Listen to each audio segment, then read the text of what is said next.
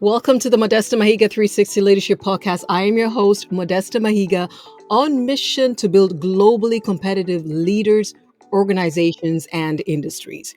You may already tell from my accent that I am a proud global African who's been heralding the good tidings of the role the continent will play as a global economic powerhouse for over 2 decades now. For this and many reasons, I am on the edge of my seat today as I introduce today's topic and guest. While you're leaning in, could you reach out and click follow, subscribe, and share this episode on your LinkedIn timeline? Thank you very much. So, drum roll, please. I am honored to host Andrew Mahiga as we unpack how to build a globally competitive African private sector. Andrew Mahiga is a Tanzanian private sector development professional who has over 12 years of experience working in policy engagement, private sector advocacy, trade facilitation, and strategic communications in Tanzania, the US, and the UK. He currently serves as a commercial specialist for the U.S. Commercial Service at the United States Embassy in Dar es Salaam, Tanzania. Prior to that, he was the Director of Policy, Research, and Advocacy at the Tanzania Private Sector Foundation. Andrew has worked in the private sector, not-for-profit, and directly with the Tanzanian government throughout his professional career. He holds a bachelor's in international studies from the City College of New York and an MSc in public policy and management from SOAS, University of London. Andrew, welcome to the Modesta Mahiga 360 Leadership Podcast. Thank you. Thank you for having me. You're so welcome. Andrew, right now, we're seeing both developed and emerging countries alike seem to be scrambling to position as Africa's preferred economic partners. A starkly different policy approach to aid for development. What do they know that Africa needs to be aware of? Yeah, that's a good question. I think there's a new scramble for Africa happening right now, globally, and I think it's for two reasons. One, Africa has and still has most of the resources that the world needs. From what's under the ground, from energy sector, from just land that is still untapped for development. So Africa is ripe for that. So there's a scramble for that. And then secondly, I think Africa is a young continent. A large number of Africans are youth. So they're active. They're ready to consume. They're ready to work. Labor is relatively cheap in Africa. So on one side, you have the resources of physical things, but then you have the resources of the people as well. And I think the world is really scrambling to tap into both of that. So that's what they know. And I hope we as Africans realize that too. Right. And I wanted to say this immense potential and reserves. This is good news, but it can be a double-edged sword. So how can or is Africa leveraging this overwhelming global interest to trade and invest and to connect with the youth and to leverage the favorable labor terms and the competitiveness of Africa's workforce on terms, right, that this time will build the Africa we want? Yeah, before I answer that question, it's interesting because, sometimes I follow the news and, there are these summits that happen. There's a China Africa summit, there's a South Korea Africa summit, there's a Italy Africa summit, and it's always countries inviting Africa as a continent to sit down, right? But when people come to us, we don't speak as a continent, we speak as individual countries. And that already puts us in a disadvantage.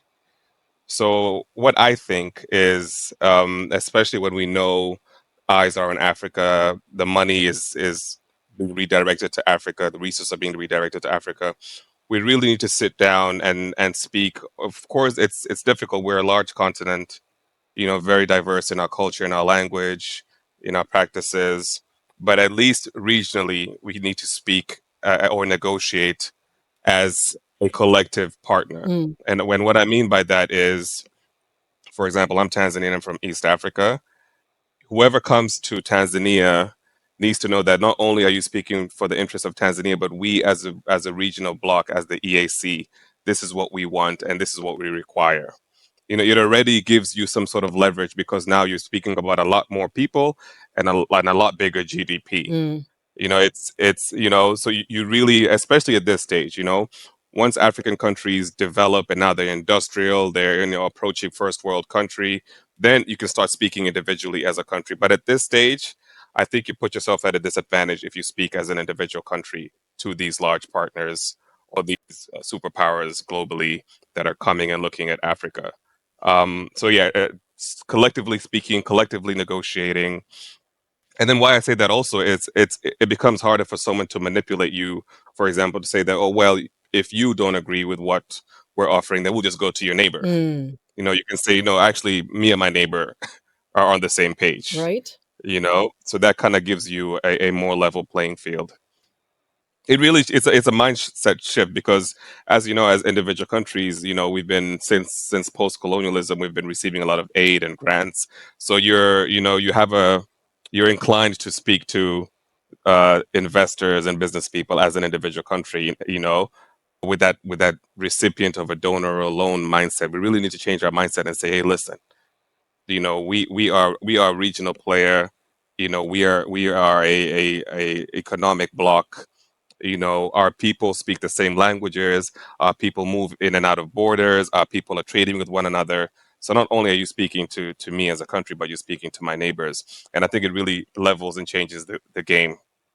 Absolutely, Andrew. And this is what we're seeing right through the African Union and the African Continental Free Trade Area.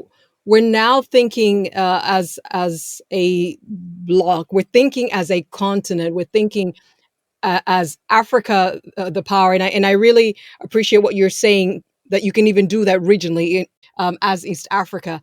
And now, Right. the level of conversation we're having right now, my understanding is that we're talking, bilateral agreements. We're talking governments to governments, for instance.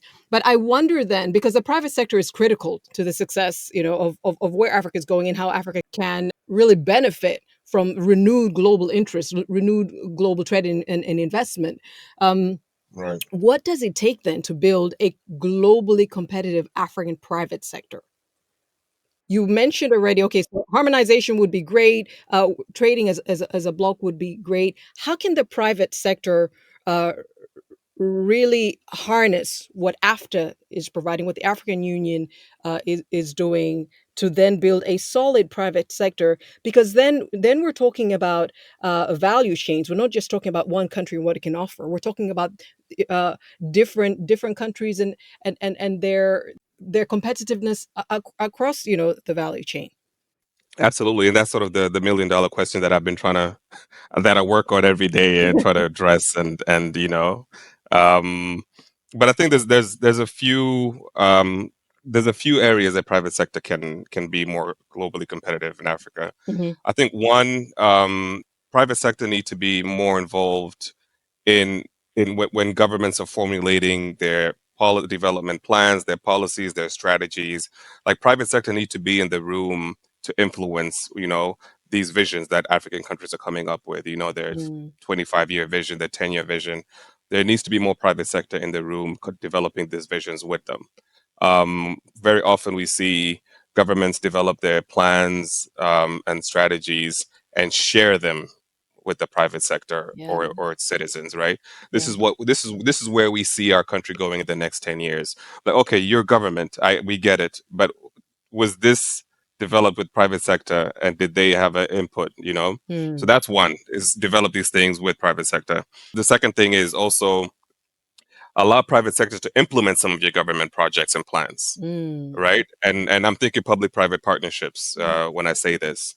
I think too often governments really hang on too much to implement, especially large projects themselves, and then they end up not raising enough revenue from tax collection. Then they end up having to borrow money from abroad. Then they end up maybe even just taxing their people to the point where they're not they're not helping their people. So I think allow private sector to step in where you're seeing that private sector have the expertise, they have the resources, and maybe they already have the access to finance, and let them implement some of these projects. So strengthening the public-private sort of framework in Africa is important. There's very few countries in Africa that have really figured out public-private partnerships and how to implement them when it comes to government projects. So I think that's the second thing. And then the third thing I would say is, and you kind of touched on this with AFCA, is African private sector need to do more business with one another. And this is an example. For example, you you would rarely find a Tanzanian company doing business with a Ghanaian company or setting up in Ghana. But you will find a Tanzanian company doing business with a Chinese company or the Chinese government, or Indian company with the Indian government. Someone across the world from you, you'd find African companies doing business with, Middle Eastern companies, but you wouldn't find neighbors. Yes, there's trading, but I'm talking about large investments and things that are really going to, sort of high growth potential, high potential to hire people, to develop skills, transformation of or exchanging of ideas and technology. So we don't see that happening a lot, and I think that's where AFCA could really play a role, is to make it easier for African countries to do business and invest in each other's countries than it is for them to invest in outside of Africa. And I think also, speaking about AFTA, I think a lot of from my previous work, but from just speaking to private sector, especially sort of small and medium enterprises, some of them are not, they don't fully understand what AFTA means. Some of them get very sort of protective and nervous. They're like, oh, so you're telling me that me selling these things in my country, now they're going to be other people from other countries selling the same thing, and they'll put me out of business, right? But then I'm like, yeah, but then you can also sell in their countries, right? Right. So don't just look at it that way. So I think, and also, you don't have to sell every product or commodity that your neighbor is selling. Find what gives you a competitive advantage, Yeah. focus on that, right? Some countries are very good at the automobile industry, and that's what they've perfected, and they're making billions out of it. They're not trying to do everything and sell everything to everyone, so we can literally have regional parts of Africa that specialize in different things, Yes. right? So you're not really competing with your neighbor. Like, East Africa is known for the horticulture business. It's known maybe for coffee. Maybe it's known for cashew nuts, right?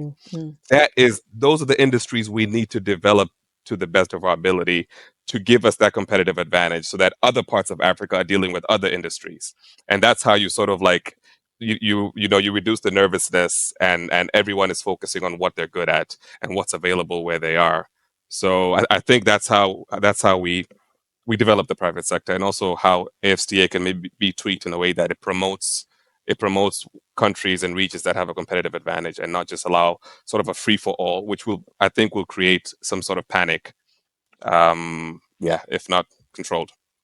That is so brilliant. Um, for our countries, then, so this is AFC. This is why I say after, because I just got lost of the Yeah. AFCFTA, right? And the and the sovereign states and the private sector coming together, and partners like the International Finance Corporation, which is Right. really looking at supporting public-private partnerships, really getting the private sector in on development work. Um, there's been a carving of Africa, and there've been all kinds of maps carving the continent, Right. but carving according to, like you said, specialization. And then we're all pulling behind these kind of strategies. Thank you for sharing that. And now this is a topic that I have had an interest in, and I have contributed toward, and it's the fact that the world is becoming more African, that Africa's youth are um, positively or negatively going to impact global output and outcomes in Right. the next maximum 25 years. I mean, it already is now. And I just wanted to share this, not because you don't know it, Andrew, but for our listeners as well, to really understand why this moment is so critical for Africa, but also why the private sector needs to come in, because where Africa is going and the role it continues to play, it's not going to be for African governments alone. So the African Development Bank published this startling statistics that by 2050, 1 in 4 people will be African, and half the continent will be between 15 and 24 years of age, making up a third of the world's youth population and workforce. So now, with an 850 million strong labor force in an aging world, Africa's youth will be the greatest source for the world's labor market at every skill level. And the New York Times Right. is the publication that put the headline: "The world is becoming more African." I love that. And McKinsey says, so this then means, right, for Africa to be ready for the globe's trade and investment demand, right?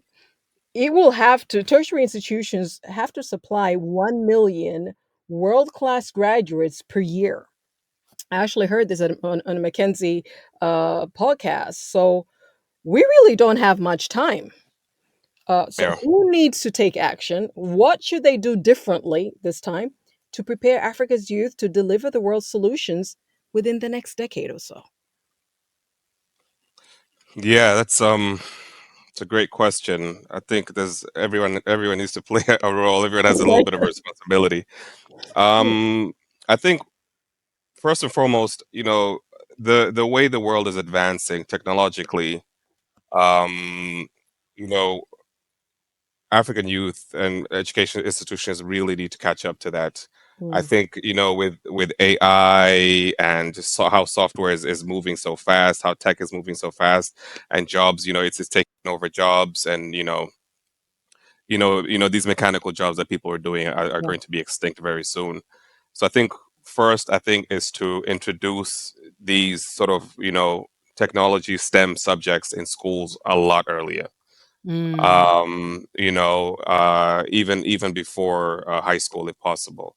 I think introduce these subjects. Let them be taught in schools. Allow for more entrepreneur skills and subjects to be taught in schools as well, especially when students are getting older and maybe they're approaching their final years of high school. I think practical skills, business, how to run a business, what is required in a business, things around taxation, things around accounting. I think just these things that are going to equip African youth not only to get the 21st century jobs, but also to create their own enterprises themselves. Let's be honest. Even this 1 million people that McKinsey's saying, I think it's small. I think it's more than that. mhm, Tanzania itself produces about 100,000 university graduates a year. mm, So you can imagine the other 54 countries, how many they're producing. So I think we need more than 1 million world class graduates. But again, a lot of these graduates will not go directly into employment. There's just not enough jobs for them. So I think helping African youth think about creating their own enterprises and then hiring people themselves. And you're creating wealth within the community. You're creating value. You're improving the economy of your fellow citizens.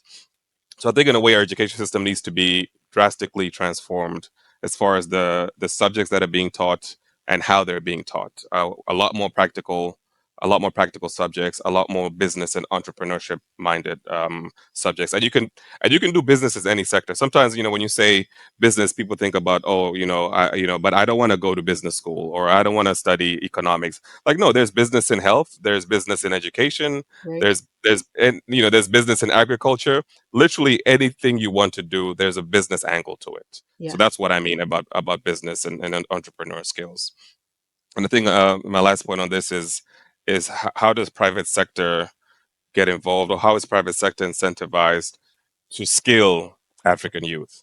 Because right now, there's a big gap. There's a big skills gap, not only in Tanzania, but in a lot of countries where, companies are coming in, they're investing, but they just lack the skills or the human capital, and it becomes a very expensive process to train people who are already out of school, or to hire someone with the skills who's more expensive and probably has to come from another country or another sector. So that skills demand is a very cumbersome thing for private sector. So how can we involve private sector before youth get out of school? How can we incentivize them to provide to be part of the curriculum, to provide some sort of training and skills development, whether it's apprenticeships, whether it's internships. And so when these young people come out of school, one, they're not encountering these companies for the first time. They saw them, they dealt with them when they were still studying. But also too, these companies now, they can hone in and identify talent a lot sooner, and groom that talent. And again, it comes with specialization as well. If some schools are specializing in the manufacturing sector, if some schools are specializing in IT and software, these companies can sort of gravitate towards these institutions and really develop these young people before they come out of school, and sort of a win-win for everyone. Is your business ready for the next level? Can everyone in your organization articulate what you do, whom you serve, what you offer them better than the competition that they want and are willing to pay for, and how they can engage and buy from you? We can help you answer these questions with a next level business strategy. Click the link in the description to get started. We've seen quite a few countries around the world doing this. I remember there's a time we lived in Australia, and they had vocational training, like artwork and woodwork and metalwork and electric work and sewing and all of this. Absolutely. And I went in on the first year of secondary school, right? But it could well have been before that. I don't know. But it was, and Germany does this as well. It's an I was appreciation. about to say, Yeah, yeah. yep. It's an appreciation that, well, first of all, not everyone will want to go the academic route, or others Yeah. may not get to, and when you think about it, the majority of your population will need the practical skills. They're not going to be, in professional services. They're going to need the practical skills of the how-tos. And no matter what fate, befalls you, if this is part of the education, if this is part of the curriculum, that young person is going to do better off than we all went through the college university route, and then now we're waiting for college university level type of opportunities to fall on Right. us. So that entrepreneurial bent, and Zambia is doing this. It's already introduced it from the Mhm. very first year of elementary school, primary school. Yeah. Absolutely. Yeah. It's brilliant. Yeah. Germany is a very good example on how they've mastered the vocational skills Mm, sector. mm. This Right. is great. So, and thank you for then bringing in the private sector. What would it take to incentivize? I like that word, right? I Yeah. remember I remember speaking to my CEO when I started out in my career, and I was talking to him about investing in building Tanzania's human capital for competitiveness, and he works for a global multinational, the second largest in its industry. And he said, Modesta, I feel what you're saying as a Tanzanian, but that's not my mandate. Like, I've got shareholders in Geneva who I need to answer Exactly. to on this thing. So yeah, there has to be Yeah. incentivizing. I need to hit the ground running, which means that I will take the foreign labor, Yep. at cost, at additional cost, but I will have to do that because I just need to deliver on my mandate. So how do we incentivize the private sector? Thank you for that. Yeah. So, and I'll go back. When I was in the UK, I worked for a program, a social enterprise that was providing apprenticeship, uh, that was finding apprenticeships for either students in secondary school who were not doing so well or dropping out, or just their interest wasn't in academics, right? Mm, But they really wanted to learn to get the skills and the vocational skills. So there's a program where these large companies, they actually get a tax deducted if they take on apprentices and interns to work at their companies for at least 6 months. So instead of paying 20% corporate income tax, you'd be paying 15%. That's an incentive right there mm, to bring on these students, right? yeah. For example,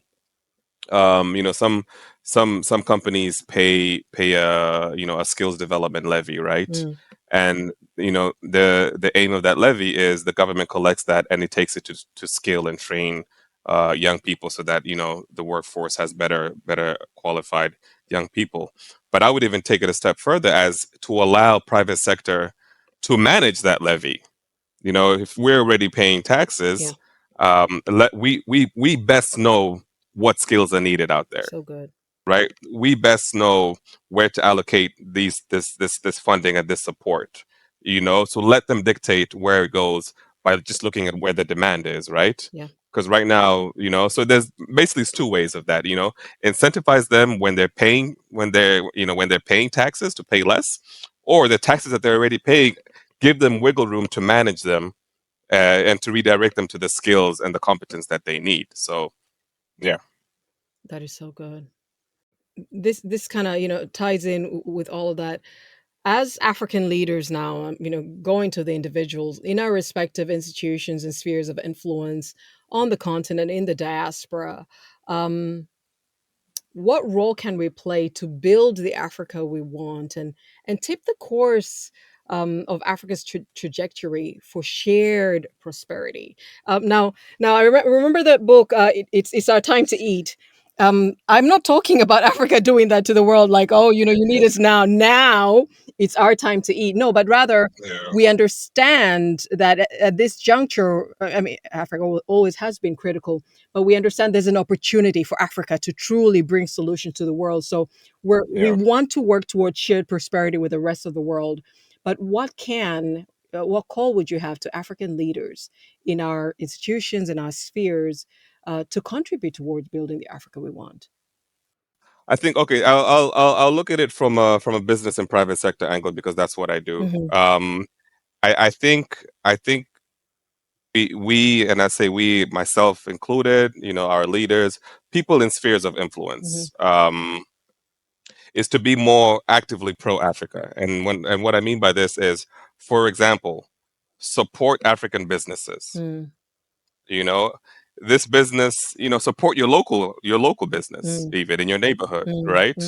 mm, Buy African brands, mm, invest in African mm, brands, buy shares in African companies, mm. right? Like, create an ecosystem, and some companies do this very well, and some countries do this very well.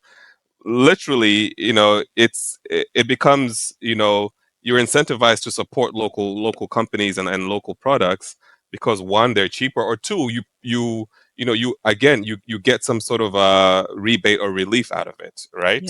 So it becomes more expensive to not support your own, right? yeah, But right now, what's happening, especially in business and trade and investment, is, you know people are inclined to not support African companies or businesses, or invest in them, maybe because, they're afraid of the quality, they're afraid of the sustainability, maybe they don't have that sort of brand affiliation yet. So, and it's a fair argument, and I understand it. But even the brands that you are more familiar with and you trust and you like, they started the same way as well. They had their people to support them and vouch for them, and until that brand grew and it got better and improved, that company grew and became better, and then it became the company today, right? yeah, It started somewhere. So you have to take that leap of faith. Yes, you may not get the best quality now, you may not get the best service now, but the experiences you're facing, the feedback you give, will help this company, this brand, this investment develop and grow. And that's the only way, we can have a ripple effect in this, is support the things that you can support, buy the products from Africa that you can, invest in the African companies that you can, hire locally, or hire within your region. Just incremental things like that will make a big ripple effect. this is so good because even when they're national calls, maybe to brand or to buy, like in the US, like buy American is a big deal. I don't even Right. know if there are actually any incentives or um you know any subsidies, or but Right. what I do know that it really matters. Like you want to Yeah. touch the American small business or the consumer, you know Absolutely. have, buy American. And I think sometimes it's also misconceptions because you don't necessarily have to compromise to buy African. And this is No, you don't. right. Yeah. They're great companies doing great things, but it's just, and I think sometimes it's the question is, what do I do? Where do I start? And you gave us a place to start. buy, Yeah. invest, give feedback, and encourage other people to do that. It's one thing to have, maybe government saying that, is one thing to have a public campaign doing that, but your people know you. You have a sphere of influence where they trust you as a leader. Yeah. If you are seen to do that and you keep saying that, it's going to have a ripple effect. It's going to make a difference. So thank you for showing us where to start.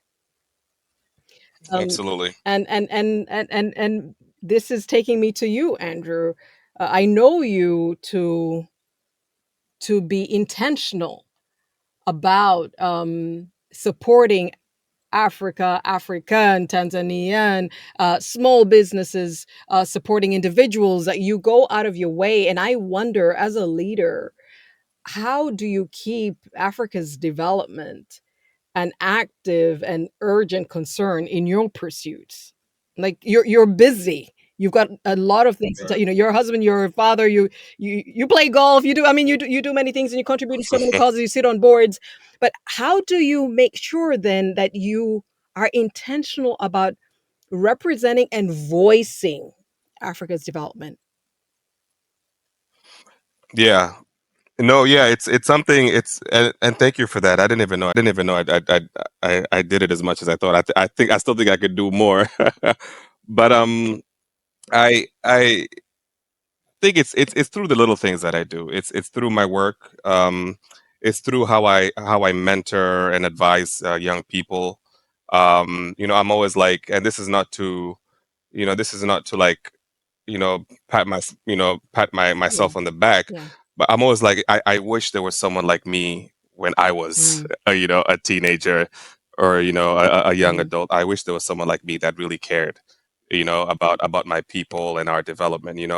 So how I encourage and mentor young people, how I advise them, how I promote mm. African people and African brands and African companies Yeah, to people who are not African. I really enjoy kind of like connecting. right. Connecting. Yeah. I'm like, this is great, but did you know Mm, that in mm, Tanzania there's mm. someone that does this exact thing? Like, no way, really? I'm like, yep. You need to meet with them. Just those conversations, right? Exposing people to what's available on this continent, and to bright and Yeah, amazing and creative and very forward thinking people that don't get promoted enough, right? So that connecting people is really important to me. um and recently I have really become interested, or very sort of like captivated by African, African venture capital, African angel investors, African shareholders. Like, I really, I see a lot of like young, creative, innovative ideas, startups, and companies, and they're always looking to the West for like, financing, or some sort of equity yeah, yeah. shareholding. I'm Mm, like, do you know there's billionaires literally in the city that you are living yeah, in? Billionaires, you know, and they don't know yeah, who you are and what you do. You know, why are you looking so far from here, right? So now it's kind of become like my thing to like, kind of promote. And it's, yeah, of course, it's also a mentality thing, right? Because as Africans, we usually support our family. We put money into a family business, or we put money when a family member is going through something, or there's something they're asking for. But we never put mm, money into some strangers company, or business, or startup. So really changing that mindset where, like, like, absolutely. this is how you create an ecosystem of wealth and keep the wealth here, right? So I'm really, I'm keen on, and as much as my free time allows, is to connect young Africans with great ideas and great solutions, great technology, connecting them with someone local who understands what they're doing, but can really support them, and if not financially by investing, but at least providing that mentorship and guidance and coaching that they need, right? And it's interesting because you find even the investors and the financiers from the West, they Yeah, love the idea, but they're like, but you as a person, you need more coaching and mentorship, right? You haven't yeah, developed into a leader, so we love your solution, but we really think you're not there yet, right? And it's Yeah. hard for that Yeah. person because this person is halfway across the world. They're not going to invest in you and your personal development. You should do that, right? So who fills that gap? That is prominent business people here who are seasoned who can do that, right?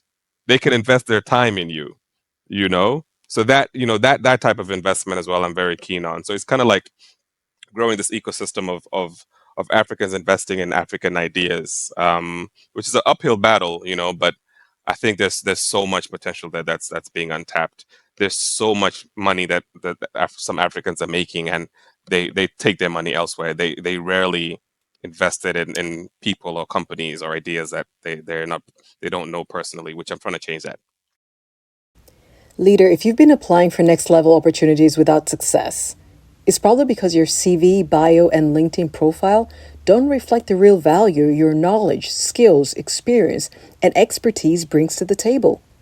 So they pass you up and engage more attractive candidates. You can change that. We've helped leaders secure the next level position and a seat on the decision making table in almost every sector imaginable, and would like to extend the Optimize Your Profile Bundle offer to you too. You will get custom professional CV, bio, and LinkedIn profile expertly done for you and delivered in no time.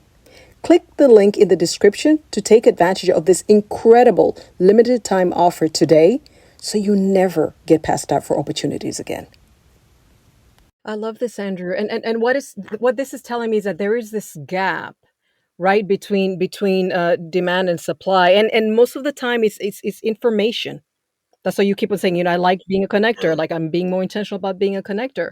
There are things happening in a yeah, very ecosystem, and people just do not know that the other one exists, and their solutions. yeah. And I think one of the things then, apart from finding a way of creating systemic channels where this information can, whether it's mentorship opportunities or funding opportunities and platforms where the different stakeholders can exchange. It's also key then to remove the risks, the perceived risks of these types of Hmm. engagement. So we bought into we bought into the story that Africa is a dark continent, people are shady and unscrupulous, and things are done this way. We Africans have bought into that. And so we just Yeah, think, look, I'd rather pay extra, go further afield, cross these seas, yeah, than do something locally. And so there's also, whether it's going to be public awareness campaigns, whether it's going to be top down and bottom up efforts, and like a concerted effort on the continent and in the diaspora to remove both the perceived and the real systemic risks. So maybe absorb, maybe some institutions or some arrangement to absorb some of those risks so that we can really start yeah. like catalyzing these kind of connections and these kind of Hmm. exchanges. I don't know what you otherwise, it's Absolutely. individuals such as yourself that are going to do this, but how does it catch momentum? How do we get more, how do we get this to be the way we think, and we look internally first before we go outside? Like Yeah. the investors are saying, what kind of businesses are here first? And those startups and the founders and the businesses are saying, what kind of angel investors, what kind of venture capitalists do we have? What kind of programs do local financiers or regional financiers have? No, you absolutely. There's two barriers to break. The perceived mentality barrier, which and you made a good point because if the rest of the world already has a negative perception about Africa, don't help them by Right? perpetuating it. You need like don't help them out. You need to counter that perception Yeah. by your actions, right? They're not. You're not going to go to some conference and just say, "Oh no, that's negative thinking," but then go back and um, perpetuate that thinking through your actions by not buying African, but not supporting Mm. African, but not investing in Africa. So that's one thing. We definitely need to, actively counter that narrative. And I think you're right. We need a sort of a risk mitigation. I don't even know what it would be. Some sort of vehicle that can buffer and take some of this risk in order to attract people to to invest in Africa, to invest in African companies, and it has Mm, to be a collective thing, right? It has to be a vehicle where everyone is sharing a little bit of risk, as opposed to one person coming in and yeah. taking on the big risk, right? So there has to be between private sector people, government, maybe there's some sort of NGOs in there that are buffering some of this risk, maybe the civil society in there, and everyone is putting in some sort of resource, whether it's financial, whether it's technical, whether it's providing some, consulting, regulatory, legal sort of advice, and this brought together will make an investor more comfortable and less afraid to invest in a startup or in something within this ecosystem, because there are these players that are there sort of buffering Mm, some of this risk, right? Financial institutions definitely important to be there as well. So there needs to be some sort of aggregation of institutions that come in and really make it more mm, attractive and less risky. Yeah, there needs to be some serious thinking around that. And again, it could be around, it could be around a cluster of some sort of mm, sectors or industries. It could be a geographical clusters. It could be clusters around educational institutions and providing the expertise, and maybe providing space and resources and technology that these young people can use, and at a low cost or no cost at all, so they can grow their brands, they can grow and develop their products. They can get the mentorship and training they need, so that when an investor comes, it's, something is already kind of like pre-cooked, mm. pre-baked already. So yeah, Um, and for this to be a concerted, long-term effort. I mean, this is a behemoth of a of of of, of a yeah, ship. The perception, and also the current reality, to do this. And we're talking yeah, about being ready to invest for decades, so that we're then going to see Africa truly trading, investing in, and benefiting from, yeah. African businesses and African innovation. Thank you. I mean, we didn't solve it, right? But No, we didn't solve it, but also it's too, and I think when I was younger, I used to like want to solve big problems, fully, like yeah, like this problem is big, I yeah, want to solve it. How do we solve this big problem? I never thought about, like, yeah, okay, how do we break down this problem yeah, and show like a proof of concept somewhere that can, one, show people I'm not crazy, two, actually yeah, show an output, and three, kind of like motivate people to bring in their ideas and their resources, and because now that yeah, this vehicle is moving a little bit. So yeah. even this problem, pilot it somewhere, right? Piloted it in industry, again, piloted in a geographical area, piloted amongst a group of professionals, pilot something and then roll it out in a bigger scale, slowly. So yeah, I think the Dubai has something similar when it comes to, I Mm-hmm, think, entertainment and media. They mm-hmm. really try to develop their media industry. So they created a little city where it's easy to register a company. There's a studio for you if you want to record content. There's a marketing department if you want to market your products and your brand. And they've piloted, and then you can literally replicate this in Nice. other sectors. You know, if they needed it, but they really said, "Hey, we want to diversify our GDP. We want to be more entertainment and media and produce shows, produce documentaries, produce movies here. So we need to create a project around this. So we can do the same thing when it comes to African enterprises, to reduce the risk." So good. Thank you. Look, Andrew, I know there'd be many who'd want to continue this conversation with you. So where can members of our 360 leadership community reach you, and what specifically can they come to you for? I needed to put that bit in.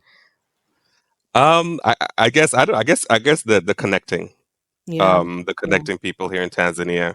If someone is listening to this and they're not in Tanzania, they've never been here, or maybe they've heard about Tanzania, they're looking for opportunities, I'd be happy to connect them to the right people. I'm not saying I know everyone, but Mm, I think I know enough, to point you the right direction, to make sure that you're not discouraged when you first set foot here. Yeah. So definitely that connecting, I could do that. I'm happy to do that. I'm quite active on social media, so I'm on LinkedIn, Andrew Mahiga there. I'm on Twitter as well, Drudicius, Drudysseus.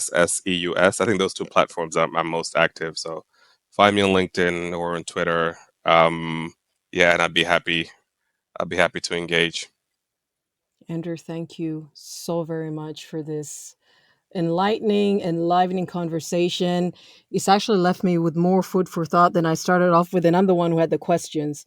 But like you said, you know, it's a there are big problems we're talking about, but we can break them down and then Absolutely. look at what we can do with what we have where we are. So thank you for that encouragement, and thank you for standing as a champion for Tanzania and for Africa.